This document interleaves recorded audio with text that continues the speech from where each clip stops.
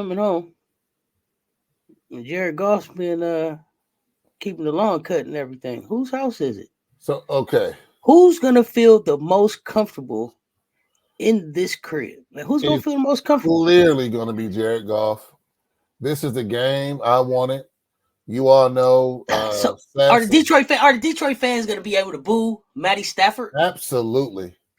The Boo Bird's gonna Absolutely. be ready. I'm asking. I don't. Absolutely. Let me say this. It was disgusting when I saw fans in Detroit cheering Matt Stafford saying they're Detroit Rams. They love the way it was disgusting to see fans support Matthew Stafford, who said, I'm not going to get a quarterback coach. That's not my thing. I'm not going to adjust my contract. This is the contract that I'm worth. Oh, and by the way, get me some help. I could care less. I never liked Matthew Stafford being a Detroit Lion, and I equally do not like him being with the Rams, and I cannot wait until Jared Goff puts him out of his misery this Saturday. I'm going to tune in. I'm going to have probably a big kahuna. I'm going to get a giant big kahuna, chicken too. No jalapenos, by the way. I'm going to have some garlic fries. I'm going to have me some apple pie sitting somewhere. I'll have some coffee because I don't want to get sleepy. I'm going to enjoy this game. As a matter of fact, behind the scenes, Seth, I was actually trying to work and see if we could be in the building. So if that happens, you'll get a call from me because I may need to be in attendance to see this game, to see what's going on. I want to see the face of the Stafford cronies. Don't hide now. Don't hide now. Because if I am in the house and I see this game and they introduce Matt Stafford, I'm going to look around in my section. Who cheering for him? Who cheering for him? Don't cheer for him. No, absolutely not. I couldn't stand his play when he was here. I don't know him as a person. This isn't personal. Never met Matt Stafford in my life. But I didn't like the way he played here. I didn't like the way he got the organization for upwards of $400 million and never won a playoff game, and then proceeded to go to the Rams and win a Super Bowl. And please stop saying it was Matthew Stafford that won a Super Bowl. It was the Rams defense. It was Donaldson. It was the dominant defense. Patrick Ramsey, come on. What are we talking about here? Everybody on the planet knows that the defense won that game. It was not Matthew Stafford. Okay. So please, he wasn't Bobby Lane. Remember that? We found the new Bobby Lane. He was never that. The man never won anything here. So how could it be his house if he never won anything? And Dominic Kung Su would get more of a round of applause than Matthew Stafford. Boo him. Boo. Boo him. Wow. Okay. Boo.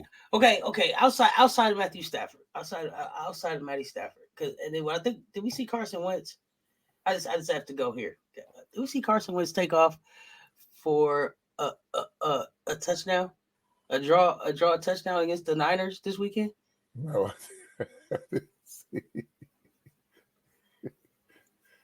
I think I saw. You checked the highlights. I thought I saw Carson Wentz take off in the draw play for a touchdown against the Niners defense this weekend. You know, they beat the Niners this weekend. So the Rams are coming in hot. They coming in 5-game win streak. Are they due for a loss? Are they rolling? How do you look at that? I think that the Lions defense, they're going to confuse Matthew Stafford.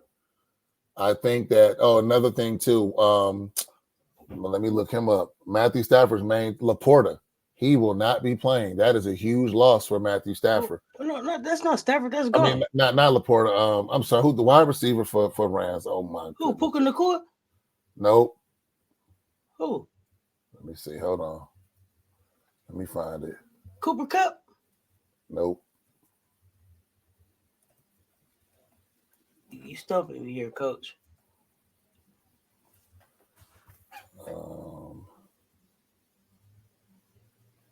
I can't find it. Wait, Carson Wentz did go for a touchdown. I thought you had a draw play on the Niners.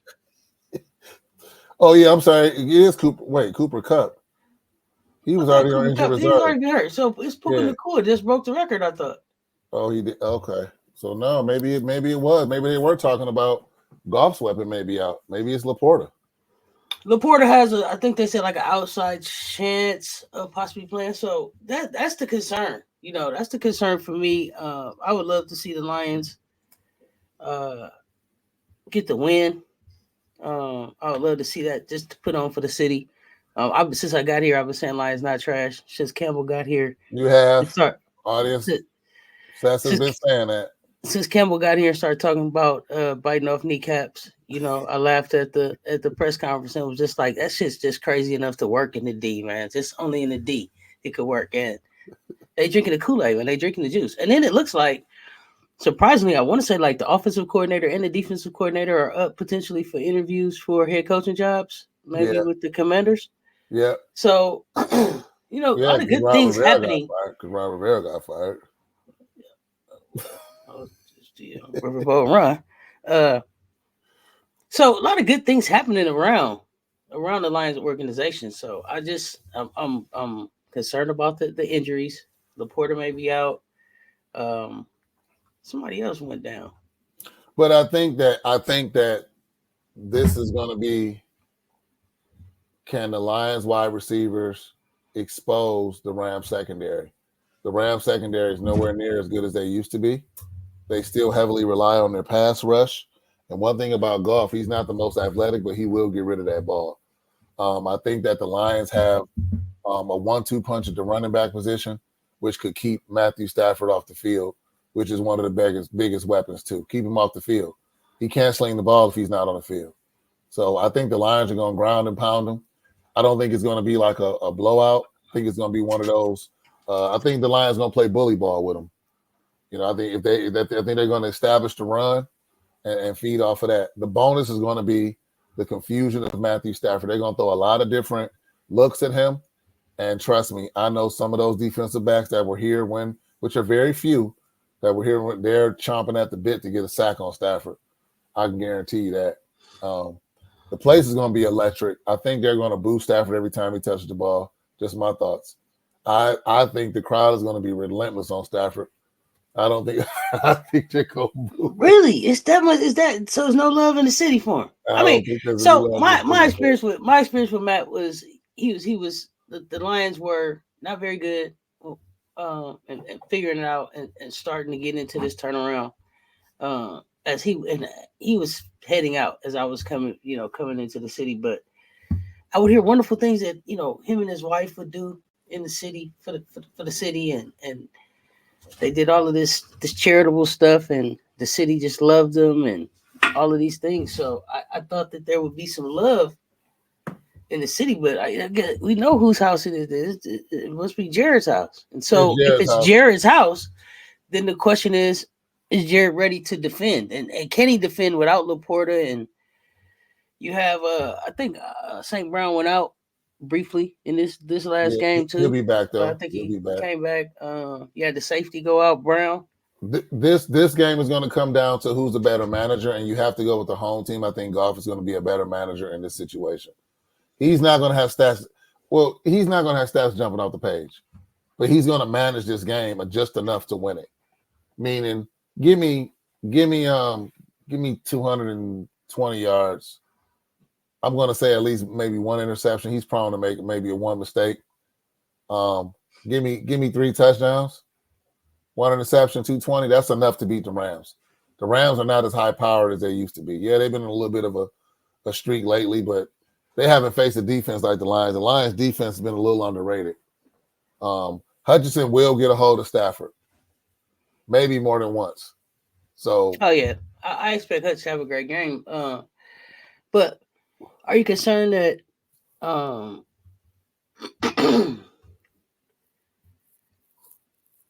loss of Khalif Raymond, the punt returner, what that's going to be able to do for field position, special teams? Any concerns there? Not at all. No. Okay. I don't think there's any concerns here. No, I don't. That's a good pull though. That's a good pull. I'm just wondering. I mean, so because you're down. Well, we'll be down Laporta, which is your from any Madden game you played is your big target when you're inside the 20. And then the punt returner, just some key injuries and some key spots that you don't normally have to worry about. You know what I mean? Usually it's not a punt returner, it's not the tight end, it's maybe a wide receiver, running back, a corner, a DB, something like that you worried about. Where these other things are just, kind of set it and forget it.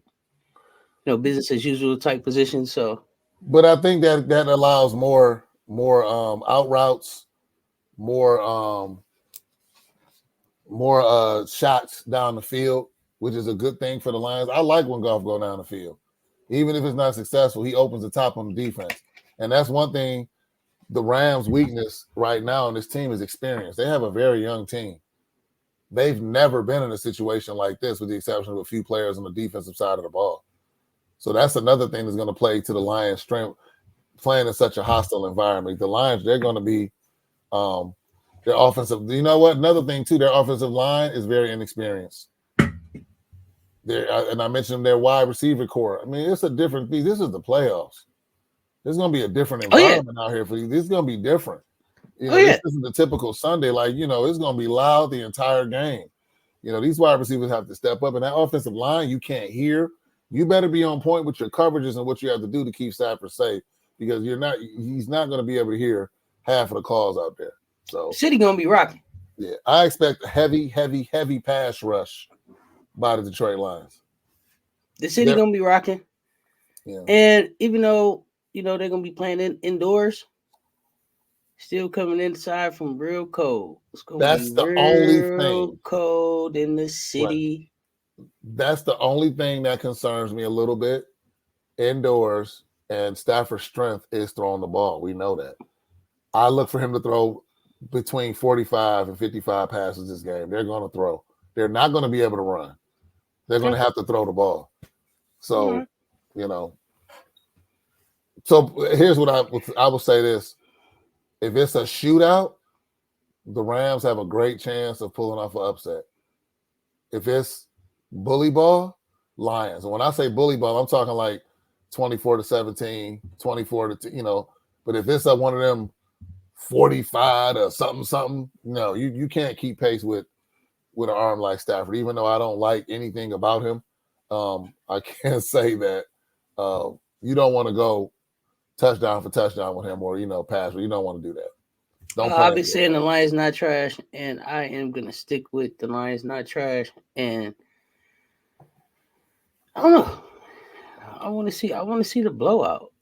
I want to see him put on for the city and just have a historic run. I'm going to tune in for it. I want to hear the pregame conference. I want to hear what Matthew Stafford says in front of that Detroit crowd. He's going to say a typical, this is the second home to me, and this is my second home to me, and I love Detroit. I've always loved Detroit. I was here for Detroit. I had a lot of great years in Detroit. He grew up here, of course. He took a lot of money and never won nothing. He played a lot of football. You never won nothing. Okay, he didn't win anything. Nothing. He didn't win anything, but let's not act like he didn't show up to work. And he couldn't win on his own. Is that another show, or are we doing this now? We can do it now, because what I want to know is, are you saying that the reason that the Detroit Lions didn't win all of the years that he was here was solely because of him? Yes. Why so? I am. Because he never had a big moment. Here's the reason. People may say, "Oh, you're being so critical of Stafford." Let me tell you why I'm so critical of Stafford. I could care less about those yards. Oh, he threw for so many yards. When the big moments came up in the big games, he never came through. Never came through. Here's the thing, though, Ro. I hear what you're saying, but I beg to differ. And the only reason I say that is because it's like when he had all the tools in the toolbox, he went right on to the ring man. He didn't stop at go. He didn't collect $200. when everything was where it needed to be for him, he went and got him a Super Bowl. So it's hard for me to say that the reason that he didn't win when he was here was solely because of him. I'm kind of glad you said that. Especially because you had people here before that. Calvin Johnson, Barry Sanders, all of these tremendous generational talents here before that. Stafford's the reason why Calvin Johnson retired. You can't keep throwing and stretching this man up across the middle, getting tattooed by every linebacker in the league. If there is nobody else to catch a ball, where am I supposed to throw it to, sir? You can throw it to him where he won't get hit in his ribs every time you catch the ball. Okay. We stretching out his 6'5" frame, getting hit all over his body. And that's probably coaching and training and chemistry and throwing the ball together and learning each other, all of that. But think about help me understand why it's all his fault. Have you ever seen a wide receiver that dominant literally walk away from the team and not have anything to say about the quarterback or anything? Have you ever seen that before? Wasn't that kind of strange? Even when they interviewed Stafford about it, it was awesome. Well, he has to take care of himself and his family. Isn't that kind of strange? How do you not have one of the greatest wide receivers that I've ever seen in my generation just walk away from the team and not give any acknowledgement to the quarterback? I like playing with him. None of that. You've never seen interviews with him saying that. And if I have, audience, please pull them up, send them to us, because I know there's going to be some comments on this one from the Stafford, from the Stafford Slappies or whoever out there. Like playing for him. He may have not liked playing with him. But at the same time, from a professional standpoint, and especially from the era that he came from, that stays in the locker room. I don't have anything nice to say. I don't say anything at all, but I don't come out here and blast you. There was a lot of things that Barry Sanders could have said walking away from the organization, but he didn't. That's true. And sure, Matt Stafford could have done a lot of things different. He could have left a lot of more money on the table to bring in some talent around him. He could have made some different decisions. I don't know what drove him to make those decisions or look for those type of lucrative contracts or whatever, but all his fault. It's hard for me to accept that, especially when coming into the city asking people what was wrong. It was the ownership, it was the leadership, it was they don't know how to draft, it was the coaching, it was all of these different things that people pointed to that have changed over time, with the exception of the ownership. I guess we've seen within the family the the power shift to someone new, but all his fault. But then he goes, he leaves right out and goes and gets a Super Bowl. Goes and not just makes it to the Super Bowl, but wins a ring. Like, help me understand. Matthew Stafford during his tenure year asked for everything and he always received it. He asked for a running back, he asked for cornerbacks, he asked for offensive linemen. Everything he asked for, he received. He wasn't able to get it. He wasn't able to get it done with the things he asked for. He didn't restructure his contract when it was time to do other things to get other players on the team. He didn't want to have a quarterback coach. Let me ask you a question. So when he went to the Rams, let's be clear now. Let's not play this. The Rams had a dominant defense and one of the most high-flying offenses in the league. The only thing they were missing was somebody that could manage the game. So, yeah, he went over there and won a Super Bowl. But here's the counter to that was he the reason they won a Super Bowl? Please don't tell me he's the reason they won a Super Bowl. He wasn't the reason that they lost. And there was a whole lot of football that had to get played before they got to the Super Bowl. And you can't just say that anybody could have stepped in there and managed that talent there, because the dude that was there before he got there couldn't do it. He was a second, third year quarterback. He was a rookie. Yeah. Look, they had a potential MVP, Donaldson. Their cornerbacks were locked down. They had 3 or 4 wide receivers. I think 2 of them caught over 1,000 yards. They had 2 or 3 running backs. They had Gurley that year, I believe. Somebody threw them over 1,000 yards that everybody caught? They won that Super Bowl based off of their defense. It had nothing to do with Matthew Stafford. Now, the Super Bowl itself, maybe. So maybe. Audience, I'll say this. Let me be very clear. I'm very transparent about my disdain for Stafford. I'm very transparent about that. You're never going to find me saying anything nice about his game. Like I said, this isn't personal. I never met him in his life. I wouldn't try to rush him or something like that if it was in person. I'm a kind-hearted person. I wouldn't do that. But I'm talking about his play on the field and his tenure with the Detroit Lions. I have nothing good to say about him. When he was drafted, I said, why are they drafting him? He's not the next Bobby Lane. That was a horrible comparison when they said they were going to draft him. And every year, I could care less what Matthew Stafford was doing. So, hey, you asked a very good question, Seth, and it may not ever make sense because I am very, very anti-Matthew Stafford. I'm embracing it. I accept it. So your bias won't let you answer the question. No problem. But I'm just saying, it couldn't be all good. It couldn't be all bad. Like, he had to do some work, and they had to do some work. Period. There was a lot of football that got played before he got to the Super Bowl.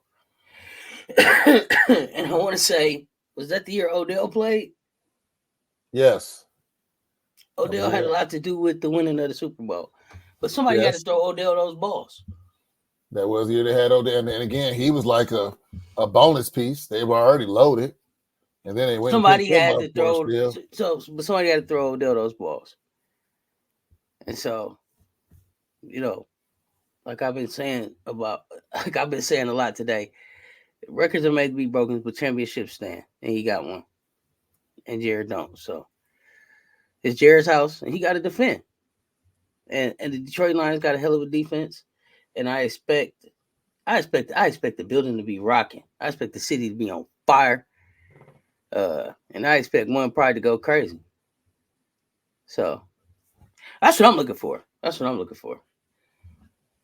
like we coming back into the second half. So just real quick.